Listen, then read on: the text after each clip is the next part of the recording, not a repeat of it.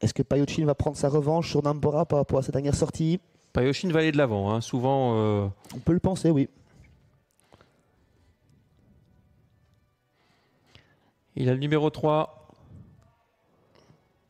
Nambora qui est à surveiller, je dirais, à chaque instant du parcours, mais Ouais. surtout au niveau de la mise en jambe, hein, La tête en l'air là-bas en retrait pour Nambora. qui prend ses aises.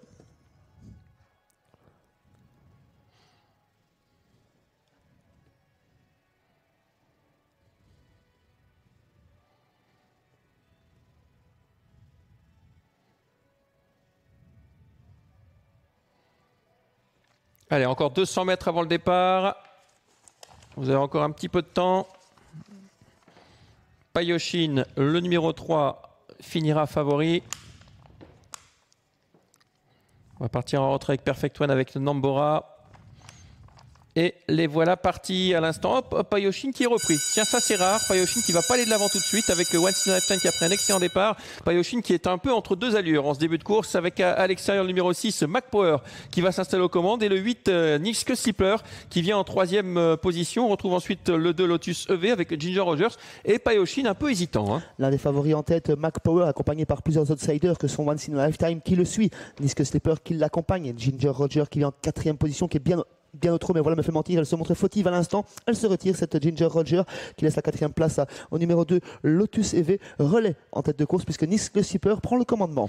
Voilà, le 5 disqualifié, malheureusement, les changements n'ont pas porté leurs fruits. Avec le 8, Nick Slipper qui s'installe aux commandes. Devant le 6, McPower. On retrouve désormais né au vent le favori Payochin qui tente de se rapprocher. Non, McPower ne veut pas rester dans le dos de Nick Slipper. Il est offensif, Stéphane Utendel, signe qu'il y compte beaucoup. Il va venir reprendre la tête à Nick Slipper. Payochin profite de son sillage pour se rapprocher. On notera que le long de la corde, nous avons Once in a Lifetime. Également dans son sillage, le 2, Lotus EV. À l'extérieur, la Casac Rose, c'est celle de Perfect One, le 9.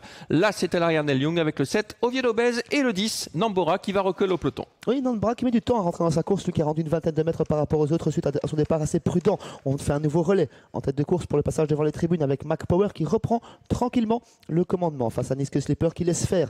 Payochin à ce jeu-là se retrouve une nouvelle fois né au vent. Il emmène sur un plateau le numéro 9, Perfect One. Once in a Lifetime est toujours côté corde et Nambora attaque devant les tribunes pour entamer le dernier kilomètre. Et oui, il fallait pas compter sur sa récente disqualification à Wargame. Il n'avait pas montré son vrai visage. Et Nambora, comme on l'a dit, hein, souvent il fait un très beau dernier kilomètre. Il vient en dehors des autres avec la tête un petit peu à droite. Néanmoins, on se retrouve à 3 de front désormais avec McPower, avec Payochin et Nambora tout en dehors qui poursuit son accélération. Le 8 vient un peu plus loin. Il s'agit de Nick Slipper avec Lotus EV et on tente de venir tout en dehors avec Oviedo Bez. On a bien vu sur ce plan que Stéphane Zadal n'a pas insisté, il a laissé passer Nambora, il prend son dos à présent.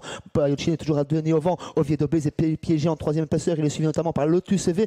On voyage toujours très bien avec Perfect One plutôt au centre du peloton. Nambora accompagné par Oviedo Bez à présent. Le tournant final avec Nambora qui va être mis sous pression par Oviedo Bez, le 7.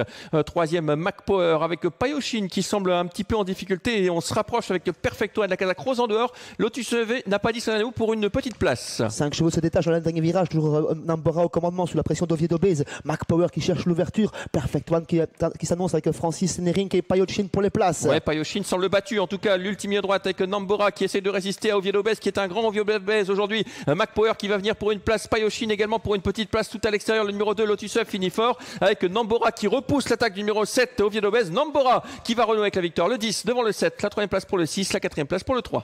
10, 7, 6 et 3. Nambora renoue avec la victoire après son échec sur l'hippodrome de Wargame. Il fallait le racheter à 7 €. C'est un beau rapport final pour ce Nambora qui n'a pas tremblé avec Jules Junior Van de Put à son sulky. Oviedo Bez court une nouvelle fois très bien. McPower prend une belle troisième place. Le favori est seulement quatrième. Payochin, cinquième place pour le numéro 2, Lotus EV. Eh oui, Payochin à 2,70 €, on l'avait dit, hein, c'était un peu trop bas.